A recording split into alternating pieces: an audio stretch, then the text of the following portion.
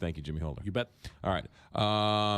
6:20 here, Big 550 KTRS, waiting for Karen Travers. There is a story in that came out, believe it or not, Kelly Jackson, came out of the Wall Street Journal. Yes.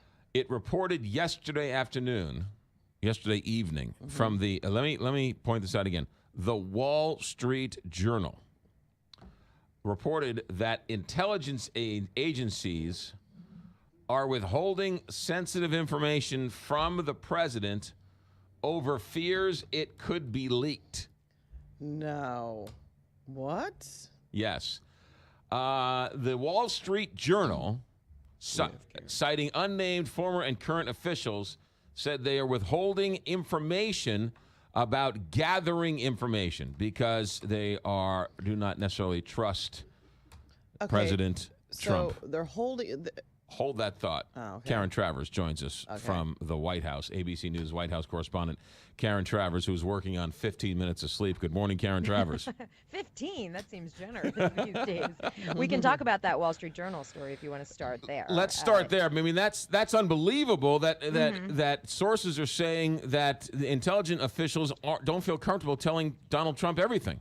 Yeah, so here's the official statement from the Office of the Director of National Intelligence. They say any suggestion that the intel community is withholding information, not providing the best intelligence to the president and his national security team is not true. Just a blanket denial on the record from the intel community. Now, if you dig down into the story, the headline is "Spies Keep Intelligence from Donald Trump." And then a couple paragraphs down, it says that intelligence officials aren't showing the president sources and methods that are used to collect information. And that's really different if you kind of take those two things.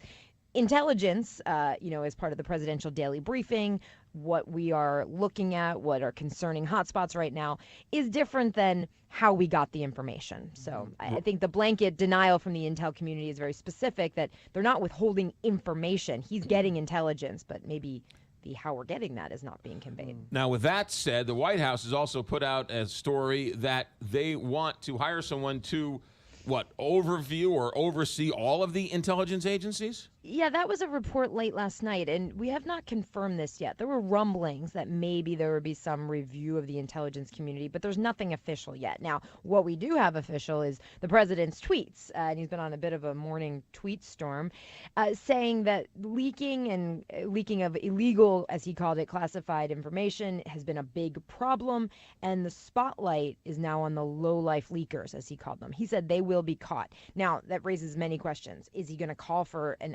official Justice Department investigation into the leaks? We've heard the White House raise some bluster before in the past 3.5 weeks about what would be investigated or not, like voter fraud, for example, and that's not gone forward at all. So are these just tweets, or are we going to actually see something substantial?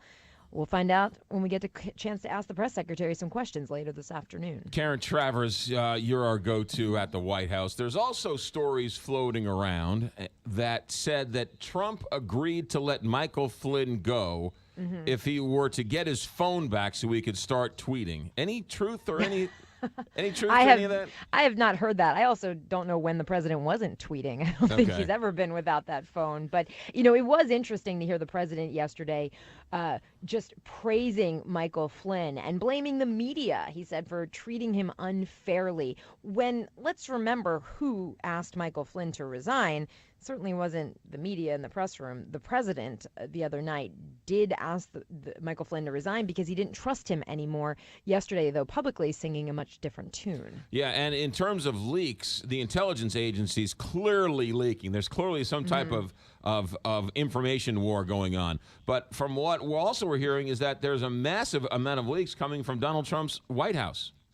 Yeah, I think that, there's certainly a lot of information coming out of the West Wing, and whether that's because there are inside the senior staff turf wars happening, or it's just part of the natural process. I mean, I covered the Obama administration for many years. I covered the Bush administration.